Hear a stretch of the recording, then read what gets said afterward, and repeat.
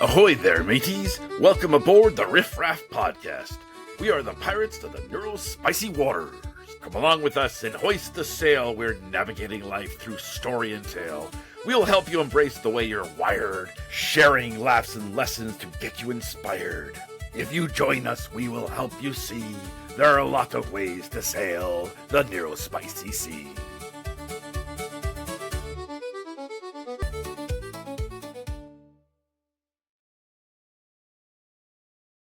How exciting is that? Oh, and it's live streaming. Good morning and welcome to Across the Desk. And we are the Riff Raff. This is a new podcast that we are putting out there. And all of us kind of align with pirates. So I don't think I figured out my pirate name. Sydney, what's your pirate name? My pirate name is Captain Glitter. Captain Glitter. Oh, I like that. And it's funny when you asked me last week, that's the first thing that came to mind. I kind of wanted to see what other people would say. And then I was like, always go with your gut is what I learned. Well, that's a good opener for today's topic. Paul, what did you end up? You picked one. Paul the Perpetually Distracted. That's more of a Greek fighter name, but I can't remember. okay, now I feel like we need to find it, but we'll find it. I haven't figured mine out yet. Probably Buccaneer Lola or something like that, because that's my alter ego, who could be very piratey. So knowing Paul the way I know Paul will now go back through the chat and find where they put their Because I'm distracted. As he's currently doing. ADHD. So yeah, if you're new to meeting Elizabeth, I'll speak for my own neurodivergence in that I am ADHD, late discovered through my son being diagnosed as autistic, ADHD, and dyslexic. My husband is dyslexic, so we knew one out of our two kids was going to have something, and Thomas got it all, plus a few other bonuses, but strongly suspect my daughter's neurodivergent in some capacity. We just haven't. She's very stubborn. I don't know where she gets that from. Thank you, Sydney. That was kind. It's what you always say. You're like, I wonder where she gets it from. It's knows. Yeah, I got that from Hannah Gadsby, who's awesome. Right. One of her things, she's like, you're not going to understand right now why I have sensory issues, but you will soon. And she happens to be an autistic Tasmanian comedian who's also a member of LGBTQ+, and she's just hysterical. I watch her all the time. So, Paul, did you find your pirate name? The only other one I had was Captain Distracted. I think that kind of sums it up. That works. We're going to have like 4 captains, which should be interesting for the podcast. But speaking of guts, so Sydney provided an awesome intro because, Sydney, what's our topic for today? It is systemic harm, what not to do, and talking specifically about parents. Oh, parents. I'm not a parent. You're not, but you've been parented. I've been parented, and I've worked with parents of neurodivergent children for countless years. Which has its own charm all by itself. So that's what we're jumping into today. And one of the reasons that we're doing that is because Paul and I are both parents. Not only are we neurodivergent ourselves, but all of our kids are neurodivergent in some capacity.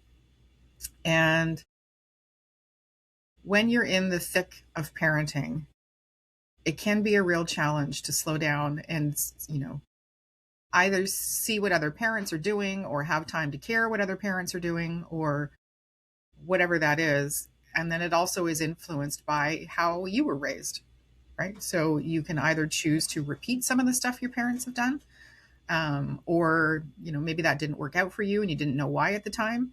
So you decide to change some stuff. And I think all 3 of us have British background. Yes, I believe so. Which is next level for parenting, by the way. Well, I have Scottish background. That's even worse. or better, however you want to. I think better, but Better lore? Like, Better more. I mean, better lore. Like, better lore. Yeah, well, the stories are legend. My husband's family is Scottish, so we're actually Campbells and Ploufs, and the Campbell clan, by the way, is very piratey. So that's what we're kind of jumping into today, because now I'm out of the active parenting phase. My kids are almost 28, almost 27. are you though? No, but I like to believe I am. We tell ourselves we should be. Yes, well, Paul is the parent of 4 who are all over the age of 18, is way more experienced and versed in multiple generation kids. But I think we're out of the figuring it out for the most part. Like, once Paul's blinking rapidly if you're not watching, meaning that those lessons that are so important when kids are little about emotional regulation, about responsibility, about accountability, about advocacy, about understanding, where your support is and all those types of things, about um, not consequences, but consequences, and about expectations. Like, that's all for the most part. Like, we all run into unique situations as our kids age and they still live at home. Sorry, Sydney. not a parent, but No, but aren't you still living at home? yes, I am still living at home. And That's yeah, what I'm saying. I feel like I have to parent my parents sometimes. Yeah, because they're figuring out their neurodivergentness. That's a whole other story. But that's a cool say. I love that. Yeah. I never thought about that lens. Like, that's if you happen to be a neurotypical with neurodivergent parents, that must be next level. Although unlikely. It's unlikely. Yeah, I feel like there's some generational Or skipping like, or adoption or something. with me personally, like I was diagnosed with autism when I was 6 years old, but now really coming into my own and really learning what it means to unmask and when it's safe to unmask. Like you said, it's unlikely that I would have a neurotypical parent or neurotypical child, and that it's interconnected. That usually neurodivergence is passed down. So by me unmasking more, I'm seeing my parents unmask more. Oh, that's So cool. yeah. And both Paul and I have experienced that, because I don't think either of us realized that our brains were a little funky until we started having kids Hmm. and until they started presenting. And then we went, interesting. Let's learn about that, shall we? So, one of the things I wanted to bring up was, well, no, we could talk about gentle parenting, but that would not be it. I don't think any of us were raised with the gentle parenting model. What I have found very interesting is working within a system that seems to lower expectations as soon as a neurodivergent diagnosis is brought into play, and how that could influence you as a parent. Because if you're unsure as a parent, or you weren't raised British, Scottish, or whatever, because let me tell you, folks, that's another thing. In my house growing up, and Paul and Sydney, I love your experience. My parents took no shit. You did what you were told. You didn't have to do it with a smile, but you didn't talk back. If you were told to do something, you did it. You were expected to get a job. You were expected to contribute to the house. My brother and I were expected clean the bathrooms, mow the lawn, take out the garbage, you know, cook the odd meal, like do all of that stuff. It didn't occur to us not to. And it didn't occur to me not to raise both of my kids that way, regardless, like, based on their capability. But I never assumed incapability, which I think is part of what we're talking about. Is Oreo waking up? Yes. So she was just stretching. Oreo is Sydney's dog. So, Paul, what would you say? I'm a I'm a dog parent.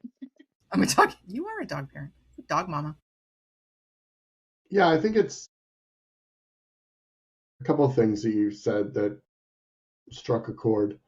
Going back to when you were talking about how we discovered our own neurospiciness through the diagnosis of our kids or through that. But I think it goes deeper than that. When I was younger, like I look at, like we talked about this before, my report cards and my actions as a kid. And today I'm like, how did they not know that? I know. Right?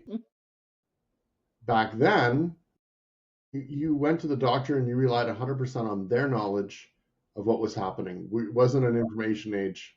We couldn't, dive into an Encyclopedia Britannica to find out about autism or find out about ADHD. It was, your information came directly from the experts. Well, we're going to use air quotes around that, folks. Thank you. Right.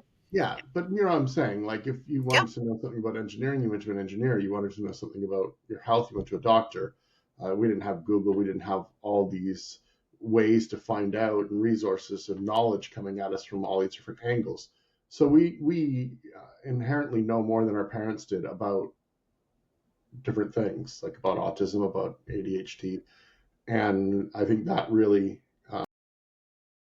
gives us a lens to look at. So we can't look back and say, well, Mom, Dad, why didn't you notice that I was ADHD? Well, oh, no. Yeah, sorry, not in a blaming way. No, I know that. I know. Yeah, I'm just saying, like, we have a much different,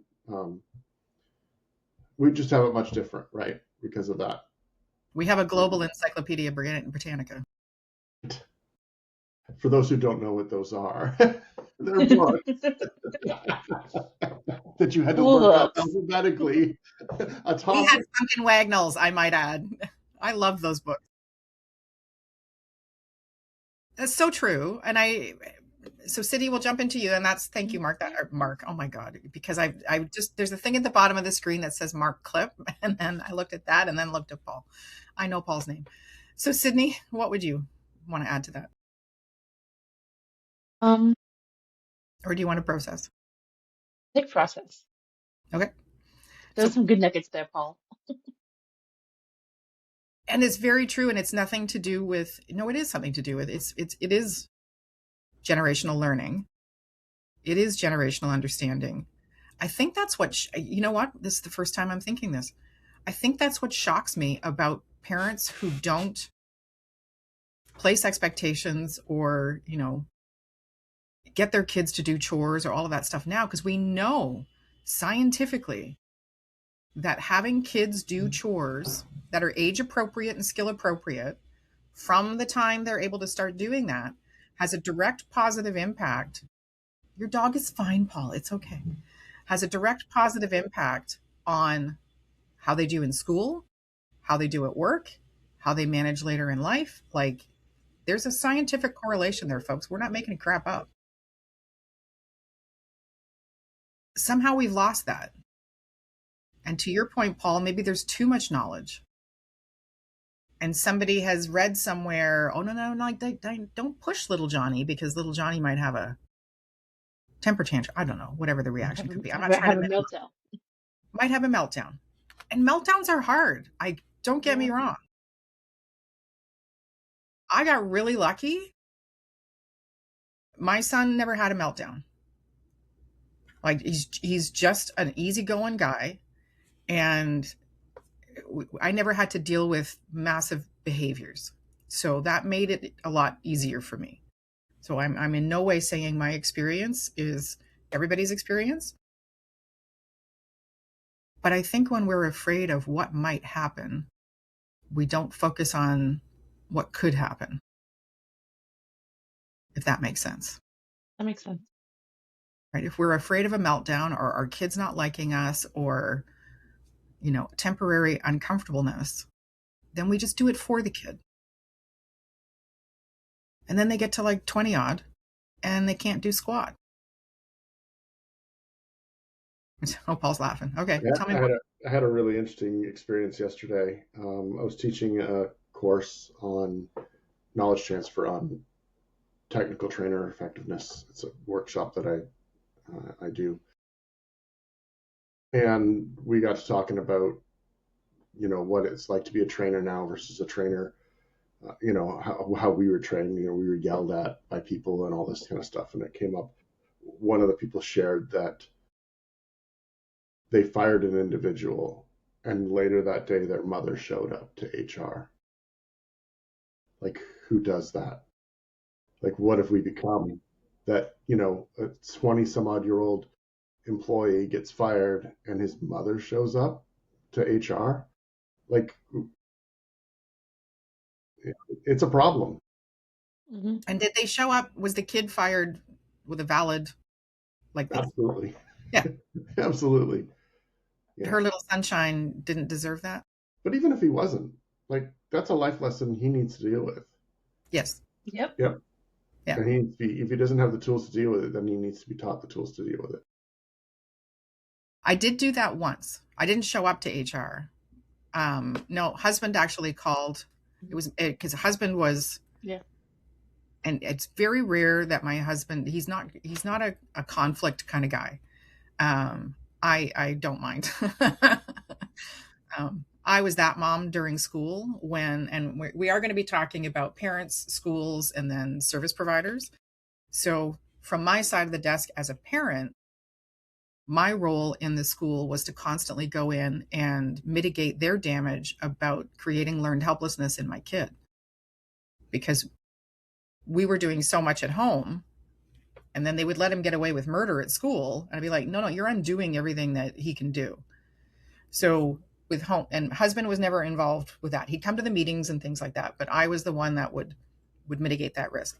So when he stepped up with Home Depot and said, I'm calling, I took that very seriously, because it's not very often that he would step in like that. So no, for the most part with Thomas, if you're fired, you're fired. Like, it's your failure to figure out, and we'll support you. And yeah, we have to be advocates, especially if our kids are in school age. We have to learn when to back off. Back off. Yeah. Yeah. So I taught medical office administration for a couple of years. And part of that was getting individuals ready for working in a medical office, which was my career for many years. And reflecting now, there was a student in my class who was absolutely on the spectrum. 100%. Like, I was sitting at my desk doing whatever. And this is a singular example, which does not apply to everybody in the class or anybody on the spectrum. And she saw, I don't know, like a fleck of wax or something in my ear. Now, I don't know if it was an ADHD thing. I don't know what. She decided it was a good idea to stick her finger in my ear and flick out like whatever she saw in my ear. Goodness. And there was a few other instances where I either had to take her out and have a chat with her about language choice or behavior or whatever that was. Well, then she got set up for an interview, and she took her mom with her to the interview. And we won't be shocked to determine that she did not get the job. And that should have been a teachable moment for the mom to go, you can handle this.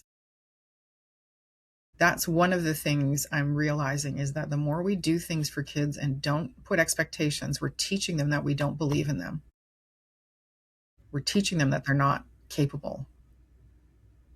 And that's, Sydney, can you do me a favor? Yes. And when you come out for Employment Works, can you share for the folks what your journey is to come out to Employment Works? Like the geography and the travel and stuff that you have to do. You want to say it now, or? I do. Quite extensive. But I'm an adult. I make adult decisions, and it's only once a week on Tuesdays. And so I was like, it is worth it to go once a week and do this long trek. And so I have to wake up between 4:45 in the morning to 5 o'clock in the morning, and then get ready. I usually take like 30 minutes or so to get ready, depending And then I have to take a bus to the train station, and that bus comes at 5:50 in the morning, and I have to walk 10 minutes to get to that stop before I even get to the bus stop. And then I get to the train station around 5:58, 6 a.m. And the train comes at 6:14. The first train comes at 6:14 a.m. And then I have to go down to Toronto's Union Station. And then from there, I take another, it's like 50 to 55-minute train. And then Elizabeth graciously picks me up from the train station. And then we have to drive to where we deliver Employment Works for another approximately 6 minutes. Part's not, that part's not terrible, but Yeah. we had a situation in Employment Works where somebody shared about, like, it was the effort around getting a job or what have you.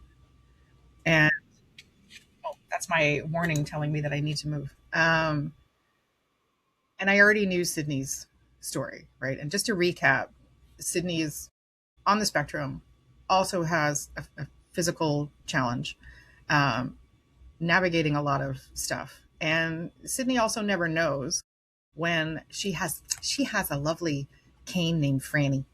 I do. And we never know when Franny's going to come out to play. So when I go to pick Sydney up from the train and I see Franny, I know it's been an extra hard trip that day. So either the weather's playing havoc or whatever's going on, and Sydney still makes it. I don't think you haven't canceled once. It's, again, I made a commitment and to you and to the team and to our participants. Unless I'm really not doing well, I will not cancel. And that's how I was raised. It's like if you make a commitment, I knew that's what you, um, like even when because again, like you mentioned, I live at home with my parents. They're like, are you sure you want to take this job? Like, is it worth it to you? I was like, maybe if it was every day of the week, it'd be like, that's not worth it. No No, offense, Elizabeth, but I would tell you it wasn't worth it. Yeah. and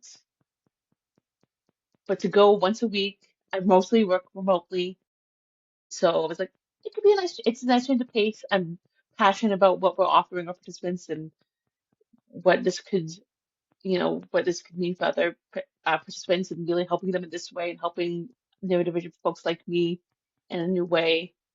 And so I did a cost analysis of and pros and cons, and really it's like, and I was like, yeah, it's worth it to me. And I know if something does come up, or even when I have been delayed by transit, I send Elizabeth a message because it's that courtesy and letting you know, right? And so that's how I was raised. You make a commitment and you stand by it, and things happen, life happens, we know life happens. You just communicate that to the individual. And I even get the train. I arrive at the last train stop at 8:10. Our program starts at 9:30. But I do that so in case something happens with me or with the transit itself, I'm still there on time. There's two other trains I could have potentially gone in if I am running late, or if the trains are, because transit's not always reliable. I have that cushion to make sure I am there in time to deliver the program. And what would you say growing up? So I thank you, and I'm glad you knew where I was going. Um, but what would you say the influence growing up with your parents was to so that you understood you had the competency to manage all of that? I think, It's a lot of skill building. yeah, I think my parents were always aware, like through chores, I mean, and through if you say you're going to do something, you do it. And because they led by example, right? And so, especially my dad, I could see he's like, he made a commitment to do something on the weekend, but he's like, when the weekend comes, he's exhausted from working in the week. He's like, I made that commitment. I have to go. I'm feeling okay. I made that commitment. I have to show up for this person. Right? Because for example, he actually helped my mom's family a lot with different things, like moving and different errands. And so he's like, I made a commitment to them that I'm going to help them move into their new house. So I'm going to do it, even though I just want to lie on the couch and do nothing.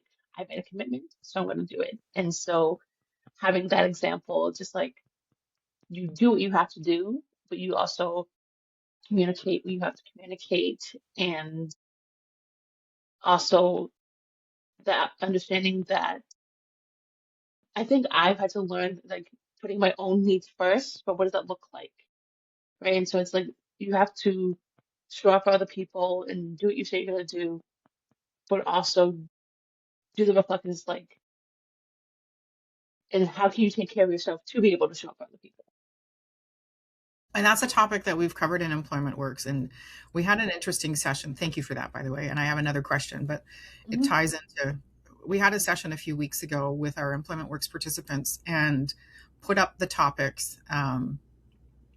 So I have a friend, Jason Little, who works on our team as well.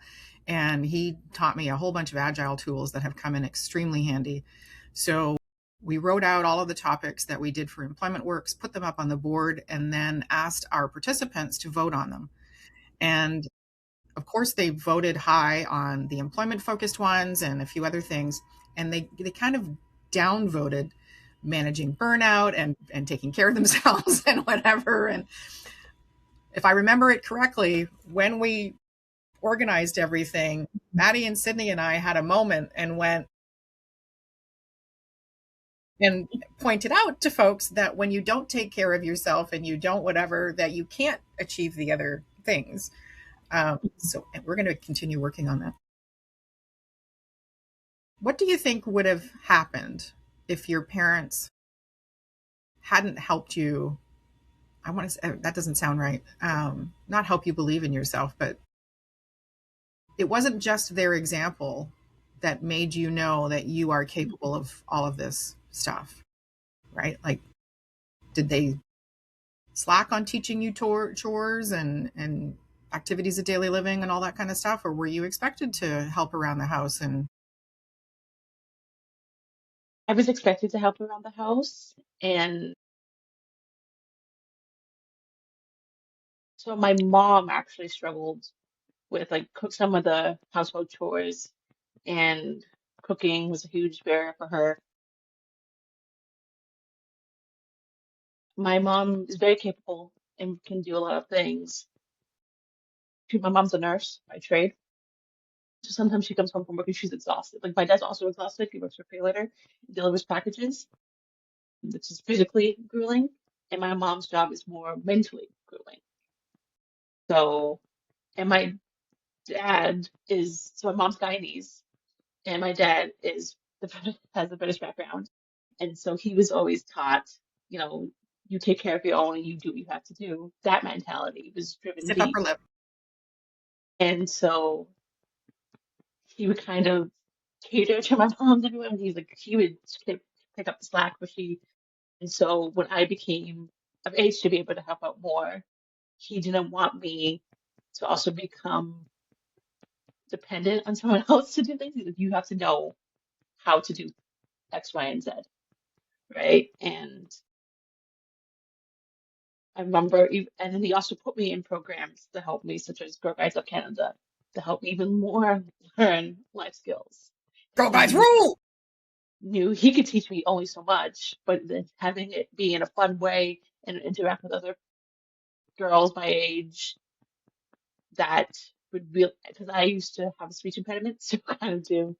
But I was a very shy kid at moments. And so he thought that helped get me out of my shell. He was right, and helped me feel more confident in myself and my capabilities. And he also put me in karate at a young age to also help with my confidence and to feel like I was capable of doing hard things. That's extreme. So Paul, I'm going to jump to you because Paul's managing 4 kids who are all unique individuals, right? So we can't treat one kid the way we treat our other kid, right? Would you say activities and expectations and whatever made a difference for your kids, Paul? Like Definitely. church community and Yeah, I mean, if you commit to something, you got to do it, right? So we always instilled that in our kids.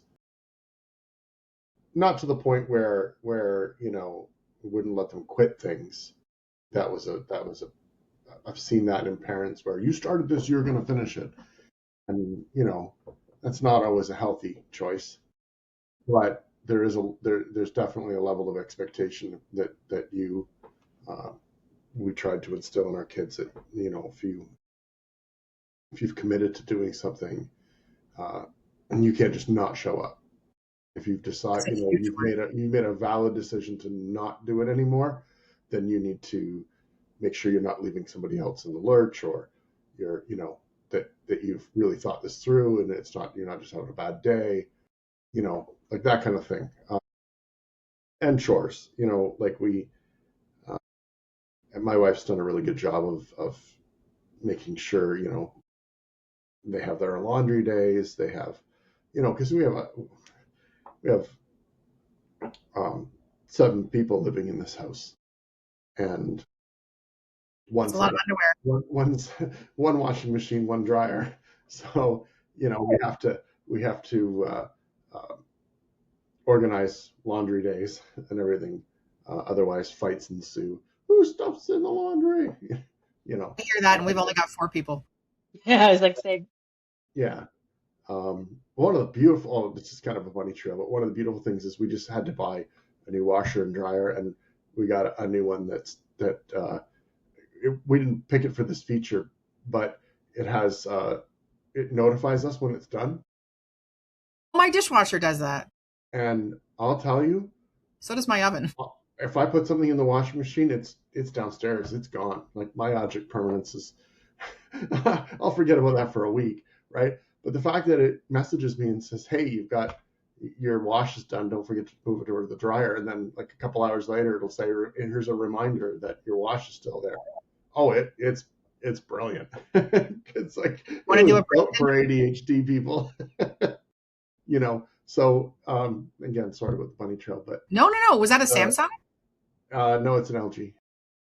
So so the reason I'm agreeing, I think this is a great thing to share, is one of the things that I hear constantly from the adults that we work with is they do not know at 22 plus how to do their own laundry.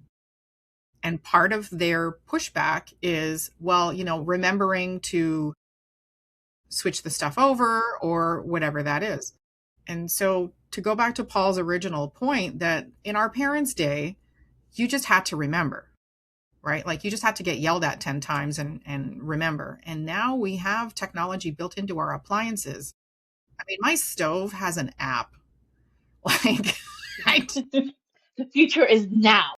The future is crazy. And I'm a very avid baker, avid cook. I don't need an app.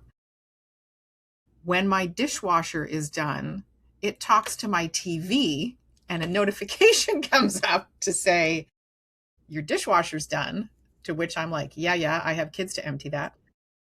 Or I get a notification on my phone that whatever I was cooking in the oven is, when I remember to set the timer, is done.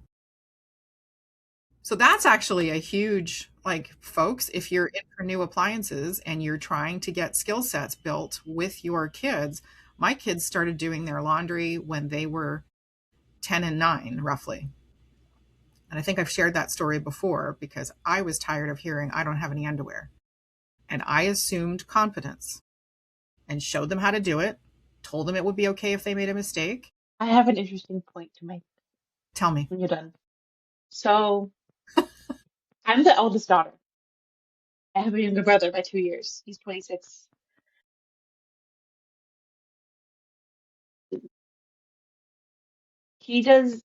My parents focus on him doing some chores, but some chores he doesn't do. They try and They're not boy chores. But the amount of times he leaves his dishes on the counter, or he doesn't load the dishwasher, you have to prompt him constantly. And I think I'm the only one officially with a diagnosis of being neurodivergent. And I think that, and so My parents were so worried about me being not competent that they made me hyper competent. Which is good. And with my brother, he's also on the spectrum, different flavor, but Are you Rocky Road and he's vanilla? yes. So like even my mom does his mom, I'm like, Mom, why are you doing his bed sheets? Nay. Plus, boys are nasty. Right? I'm just like, Mom, Sorry, Paul. why? And Yeah, she's just like, boys are oh, nasty. I'm like he's, and then even in his work clothes, we usually put like we do it with because he works at a grocery store and it smells like dairy, milk, and gross. And it's just like she's like, oh, you can do it. Can you do your laundry with your brother's laundry from work? I'm like, I don't want his stinky work clothes with my clothes. Yeah, no, And it's an interesting divide because he does do some chores. It's just like there's some chores that they still do right up for there him. yet. And I'm just like, if that was me, that would not fly with me. They were like, you're doing it. But So you I just make a want to really make that point. important point around hypercompetence because I do think I have been more aware of what could happen with Thomas if he doesn't learn those things. Right? He knows how to cook, he knows how to clean, he knows how to vacuum, he does his own sheets, he does his own laundry, he now does most of his own grocery shopping. Um, he mows the lawn, he bags leaves, he takes out the recycling, he takes out the garbage. And what's funny is that my daughter can, but doesn't. Yep, that's exactly the point I'm making And about my brother. see, so part of that is built on I've had to have, so as And the parent, again, your daughter isn't diagnosed, and you have success, right? And same with my brother, right? And no, it's she just like, can do it. She 100% can do it. It's not an excuse to do it or to not do it. yeah, It's just become, it's, I'm so embarrassed to say this. It's become boy work. I know certain things, but when you are a neurospicy parent of neurospicy individuals, one thing that I use now quite frequently is that at some point, like we all have an expiration date. That's when I see parents who are creating learned helplessness and assuming incompetence and all those types of things, it's every fiber of my being not to take them aside. And sometimes it just happens and we end up having a conversation. And what tends to make an impact is I have an expiration date. At some point, my husband and I will not be here to look out for Thomas. And I have to cram as much competence in him as possible because there may be people who are involved in his life who don't have his best interests at heart. And to your point, Sydney, I don't want him being dependent on anybody, for the basics activities of daily living. Banking, he will always need help with. He deposits his own checks, he pays his own bills, all that kind of stuff. But like saving is a real challenge and what have you. Out of the grand scheme of what could be wrong, that's small on the scale. But if you happen to be listening and you're a neurospicy parent with neurospicy kids, or you're a neurotypical parent with neurospicy kids, the expiration date is the same. It's not a question of if, it's a question of when.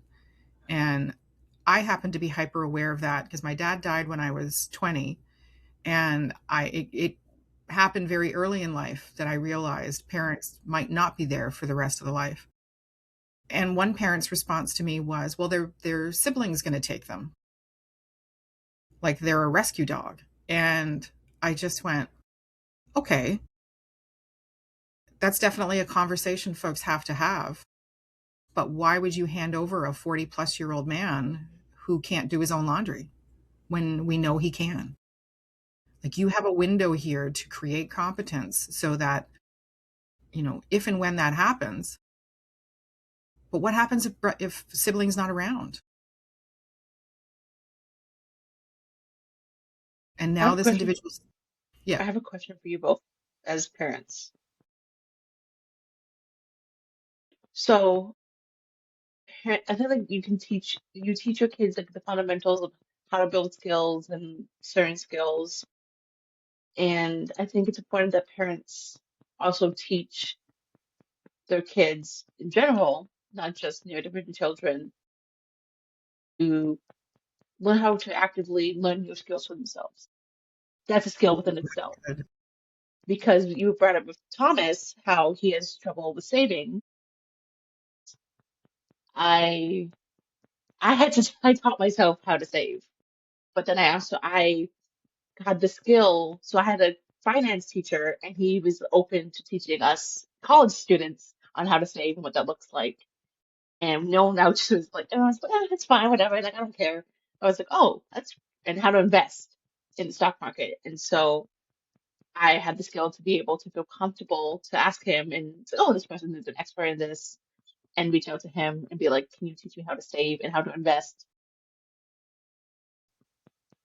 So I think even like skill stacking, I don't know what to call it, like something on how to. So my question is to, how did you think you taught your kids that? Or have you taught your kids that? How to Skill learning, like going and learning new stuff. learning new stuff, building on skills, building competency, stuff like that. Paul? If you need me to rephrase the question, let me know. Yeah, rephrase it. Like in what Yeah, context? just like You're asking me, or asking like how do you do that for your kids, or It could yeah, be so both. like how, it could be both, and I think just like how like you taught your kids that if you make a commitment, how does that show up? But like how to acquire new skills, how to build on Continuous learning. skills. Yes, Okay. So I think the and how to. context, Paul, is continuous learning and not always waiting for somebody to teach a new skill, but to recognize there's a gap and ask for help on, or just to try. Because Mhm. do you need to process first, Paul? yeah, because as a parent, I think it's something that's one of the areas I've kind of fallen down in. I myself, um, I'm always trying to learn new skills, and I'm always researching, and that's part of my ADHD. I have to dive into everything, Captain Distracted. or hyper focused. I used to have to. I used to teach. Well, I still do actually teach CAD CAM, and I know that when we'd switch software at a company when I was working as a designer, I had to know what every button did and every function and how they worked, even if I didn't have to interact with them on a daily basis. Where other people were like, "Just show me what I need to know to get my job done." Me, I had to deep dive and I had to know exactly how the software worked. So that's intrinsically in me. Like that's the way I do things. Have I instilled that in my kids? Probably not the way I should have. Could have. Could have.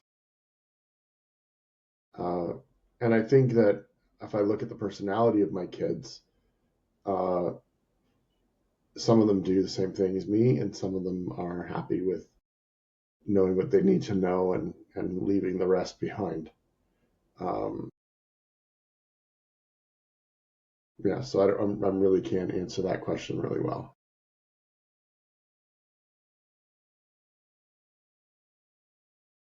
I I think you answered think it we okay. undervalue. I think we undervalue passive exampling, right? So I never taught my kids to pick up a book. In that, no, I'll qualify that. There are pictures of me lying on the ground on my back with a book. My son is maybe 6 months old, and I have a book over top of his face, not smothering him, like we're reading it together. Although, the other day I did threaten to duct tape and set him on fire. So it does happen. But I think we underestimate our passive exampling in that my kids, they see this, right? So they see the different tools. They see me taking courses. I went back when I was 40 to get my postgraduate in corporate communications and risk management. And I Last made year? that, pardon me? Last year? Smart ass. Yeah, it was a minute ago. Um, but what I remember out of it, I did it specifically to build on skills. I have Mhm. gone to college 3 times. I'm always taking courses or reading a book or whatever. I am just an inherently curious, nosy person. And I didn't consider the example that I set for my kids until I overheard my daughter sharing this particular story. And my kids, so this was, thanks, Paul, was 14 years ago. You're a jerk. And so I was trying to give you a compliment, and then you turned it around, so I had to. whatever. So my kids were like 12 and 13, roughly. And so they were at that age where their friends' older siblings were making decisions about university and all that kind of stuff. And they would hear the stories about university and party, uns. And my daughter had a friend say to her, "Oh yeah, university's all around partying and going out and whatever." And Vanessa turned on this person and she says, "My mom's in college right now, and there is no party, uns. There is work your ass off. My mom is at the dining room table doing her work and getting her projects done and da da da da da da." She's like, "You don't party uns when you're in college or university," which she doesn't know what I did the first time I went to college, but that's okay. That was my experience. And so they had that example. They have the example of my husband working full time and completing his apprenticeships and going to college as part of his apprenticeships. They see us, me in particular, reading. They see Michael consuming content through YouTube because that's what works for his neurospiciness. Mhm. They see us showing up and helping neighbors and helping friends and bringing them along for those things and all that kind of stuff. So you made a really important point, Paul. With 4 kids, 2 are going to process the way you do, which is that hyper focus. Paul and I were at a trade show, I don't know, 2 months ago. And Paul started spouting off these very interesting facts about the Windsor area. And they were very niche facts, which I would say that somebody who's not familiar with the Neurospicy community would have just gone, "Oh, that's cool." But the more facts Paul was sharing, the more I went, "Paul."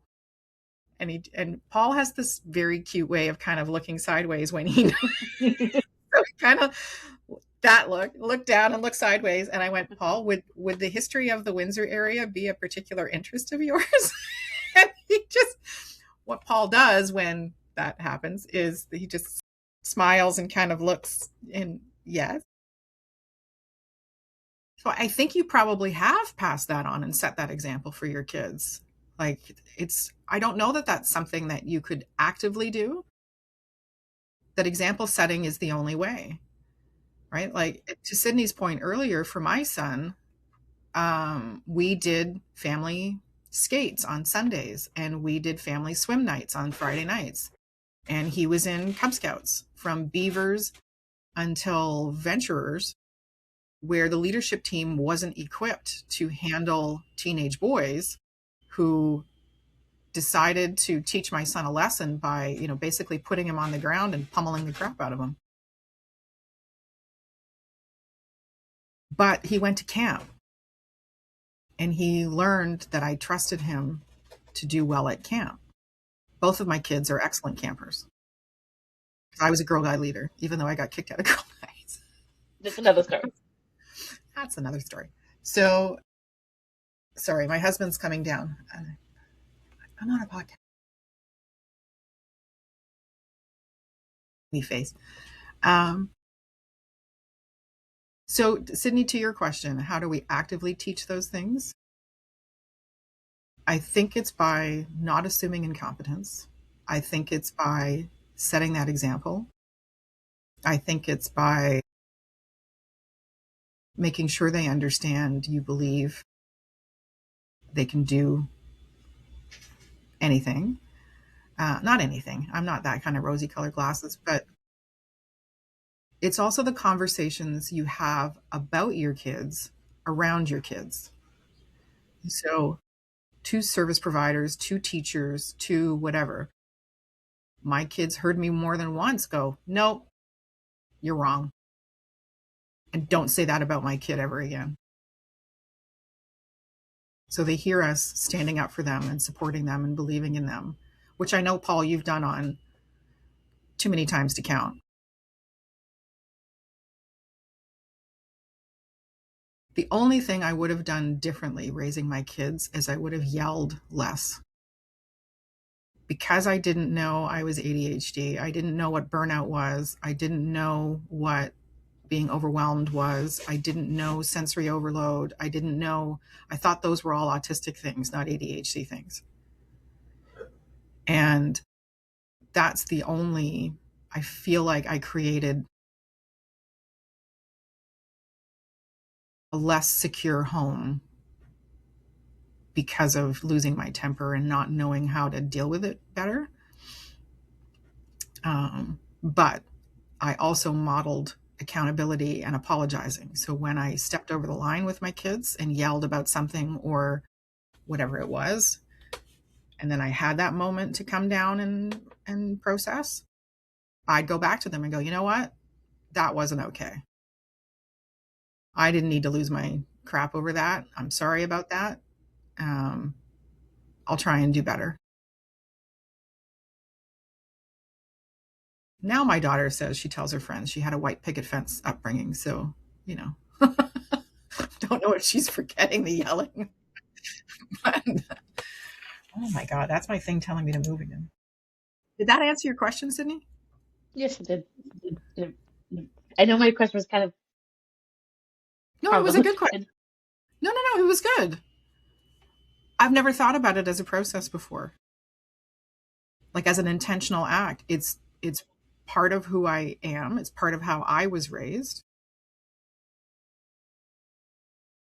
I wonder with that question, do some parents assume more osmotic uptake of skills and whatever than they should? Right? And Paul would know this more than me because of 4 kids to think about. Like, are we modeling things in a less intentional way? And do we need to look at that for kids who might struggle to pick stuff up like that? Like in that osmotic way. So is modeling enough sometimes?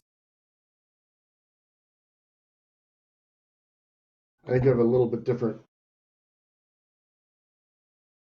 lens because my son, who's also autistic, also has right hemi-CP. So he has limited use of his hand and things like that. So CP is cerebral palsy for folks that might not know. Right. And so I think that our training, like of our children, I don't know if that's the right word, but the right word. It is what we're doing. Has looked different for him because we have to step back and say, what are his physical limitations? How are they going to affect what he does? Now he still shovels the grass, mows the lawn. Like those are some of his tasks, and he has to not mow the lawn. He doesn't have to do too much different, but shoveling he has to learn how to shovel a little differently than I would. He took culinary at the school, so they had to modify, knife use and make sure he was safe in certain things like that. But so I see that the way we've taught him how to do things has been a little bit different, but it's more about letting him work out how it's going to be different, but still giving him the step by step so that he can figure it out on his own. So you haven't limited opportunities. What you've done is taught him how to accommodate within an opportunity. Yeah, but that's one of the most difficult things having a child with disabilities is seeing past our own limitations that we put on him. Your fear, because you don't want him to get hurt. Yeah. Like, you know, he has expressed interest in trades a few times. And that terrifies me because, you know, I'm not ambidextrous, but I have two good working hands. If my right hand got injured, I could do whatever I needed to do with my left hand, and I know that my dexterity would pick up, and I could do that. Because he's doing everything with his left hand, and his right hand is a helper hand, the odds of one of the hands getting damaged or hurt would be greater for his good hand. Especially in trades. Yeah, and so it terrifies me that, you know, he likes to work with his hands and he wants to work with his hands. So I struggle with that a lot because I'm looking at the long-term things. If something ever happened to that good hand of his, it would be like me losing two. You know, so I kind of try and I see myself discouraging things and I probably shouldn't be. I should let my own fears, put those limitations on him. But I also know that he doesn't look at those kind of aspects either. You know, he doesn't consider fear or reality. No, it's definitely a reality, but I don't think I struggle because I don't know if he's going to be. He would not enjoy office work as much as he would working with his hands. So I'm struggling with that. I'm working that out. We're working that out.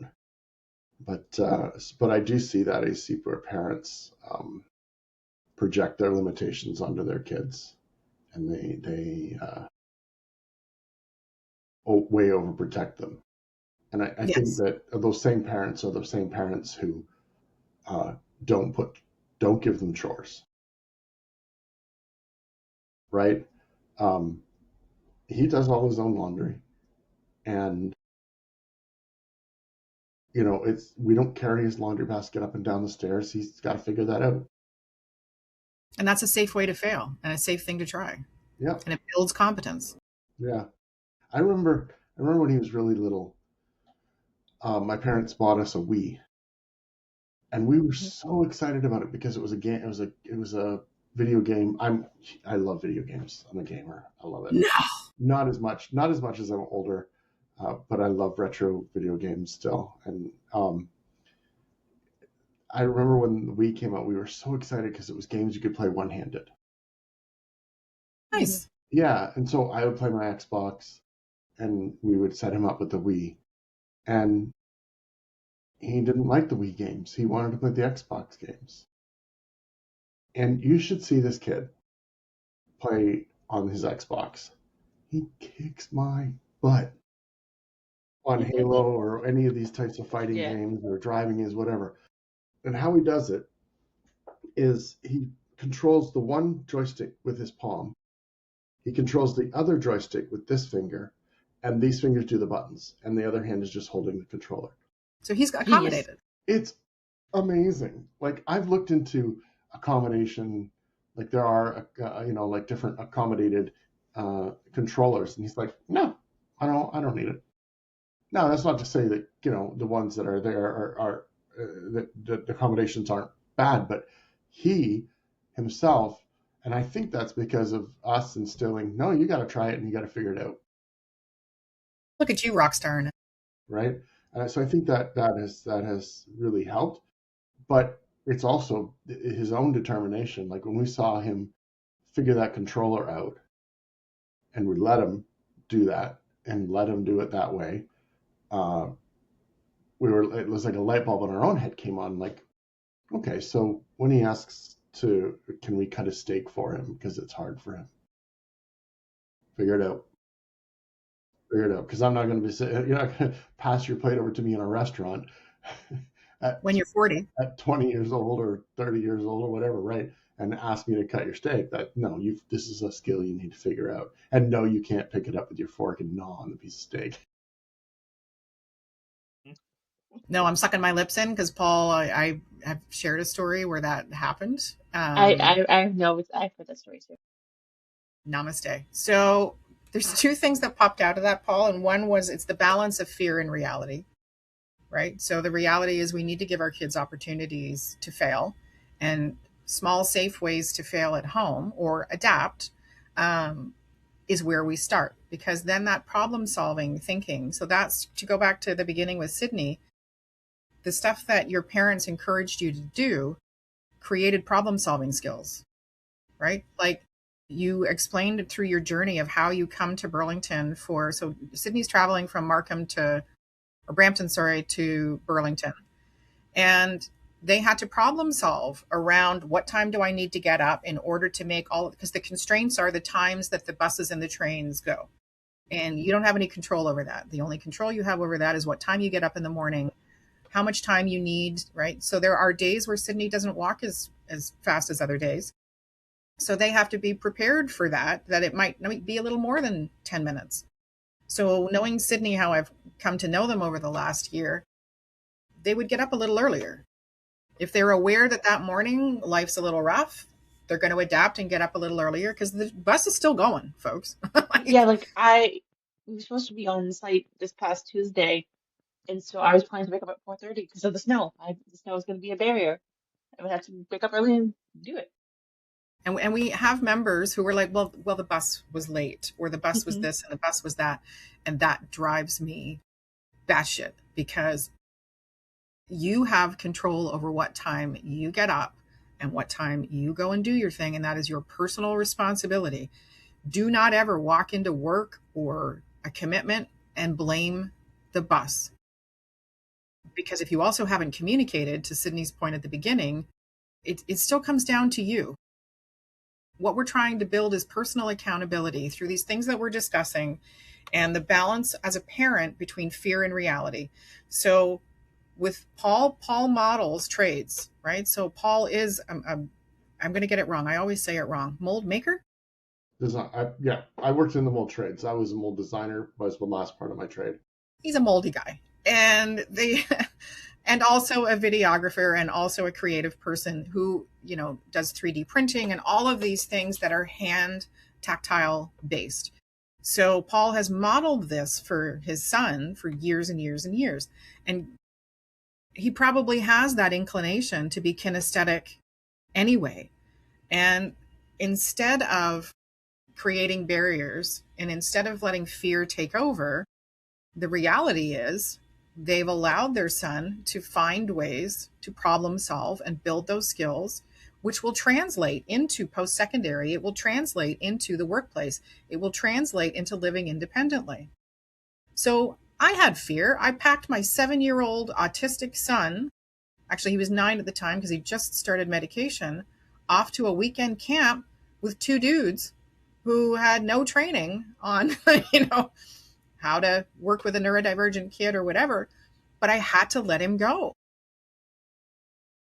And I let him go to more increasingly dangerous camps. And now he comes home and he tells me about when he's used chainsaws and axes at his friend's property up in Sudbury, which makes me a little crazy because my husband has been injured. He's a millwright and electrician. He's got scars on his body from, trades can have moments. So, but that failure, those moments where we allow failure and problem solving skills building and all of that, builds in adaptability, builds in those skills, so that the more we do that with our kids, and even if you're late diagnosed, okay, even if you've been taught up until this point about learned helplessness yes, you can. You have a choice now. As soon as you're over the age of 18, you're an adult, folks.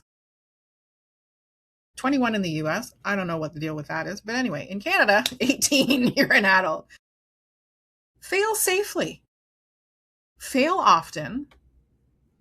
And change your mindset around failure. Because if the first time Paul's son took the laundry basket up the stairs and it fell and all the laundry fell out, and they said, oh, no, you can't do that. We'll take care of that for you. Where would he be now? It's laundry. And Paul's house is clean. So if the clean laundry falls out of the basket, who gives a crap? Give them time, let them go pick up the laundry, put it back in the basket. That way didn't work. Or if you happen to be ADHD, you weren't keeping track of your steps, because Paul's son has to manage. Is there leg involvement as well, Paul? Yeah. So they have to manage semi-paraplegia or plegia. Am I saying it right? I don't think I'm saying it right. Whatever. Shit doesn't work. And you got to work around it. But if we don't let our kids build those skills, they lose that problem solving. They lose that self-reliance. They lose that adaptability. And we continue in fear instead of reality, which then limits opportunities as they continue to grow and want to try new things. And it can go a couple of different ways. Either you will end up with a 45-year-old lump sitting in your basement not doing anything, which I don't think anybody has a kid and goes, that's what I want for your future. Or you will end up with a kid who has a couple of scars and a couple of great stories because they've tried stuff and it hasn't worked out, so they tried again and then they succeeded. And because of that, they can now live on their own and they can work successfully. Maybe what it builds is that endless curiosity where they continuously learn and adapt. But all of that gets lost if we let fear and other people's opinions rule what we do with our kids. I wish Maddie had been here for this. They will. I think we're going to need to do this one again. They would have had some great insight. Well, they are also the parent of 4 individuals, and they've gone through multiple challenges. They are not feeling well today. So we are missing Buccaneer Rabbit. Buccaneer Bunny? Was it Buccaneer Bunny? Buccaneer Bunny Trails? Buccaneer Bunny Trails. So maybe we need to have a part 2 on this, because Paul's absolutely right that they would have had incredible insights because their parents are neurodivergent. They've had to go through a whole multiple generational journey on this. So maybe we need a part 2 is what we're saying. I think we're going to do a part 2. Any final words of wisdom, Riff Raff? I'm good. Done with you people. Paul gave 2 thumbs up. So thank you for joining us today. Our beginning of this conversation was around systemic challenges that happen with parents, either through outside influences where specialists, schools, whatever, tell us to keep our kids helpless. Or, it could be guilt driven. It could be a whole bunch of things driven. But we're here to tell you as a team of Neurospicy individuals that we have failed. We have failed as individuals. We have failed as parents. And we're still standing. And Paul and I have both done things with our kids that were like, that probably wasn't a award-winning moment. But our kids are happy and healthy and, great adults that are doing the best they can with what they've got. Right. Well, I know, day to day, my friend, day to day. And then Sydney is able to, what I love, Sydney, is that you're taking your lived experience as a known neurodivergent adult and paying that back to your folks and helping them figure out how they're showing up in the world. Thank you. That's an amazing, anyway, I'm going to get a little. So thanks for joining us, folks. We've gone a little bit over, but it's an important topic and it sounds like we're doing a part 2. So I'm going to have to adjust the spreadsheet. Tell me you're neurodivergent without telling me you're neurodivergent. Spreadsheets. Oh, exciting. Okay. Oh, what? Hey, next one is systemic harm, what not to do as far as schools. Maddie's got some strong opinions. I think we all do. It's not parent focused, it's school focused. I think we can take a few moments to get Maddie's wisdom on the track. Absolutely. Yeah. Schools is a whole nother. Yep. I think we all. I'm going to need my brand new fidget spinner. I'm going to need a vat of thinking putty for that one. Okay. Thanks, everybody. We really appreciate your time, and we will talk to you soon. We are the Riff Raff Podcast with Sydney. Bye, everyone. Thank you. Say something, Paul, for the people who are... Bye. Bye. And then we'll say bye from Maddie, who will join us next time. Thanks, folks. Bye-bye.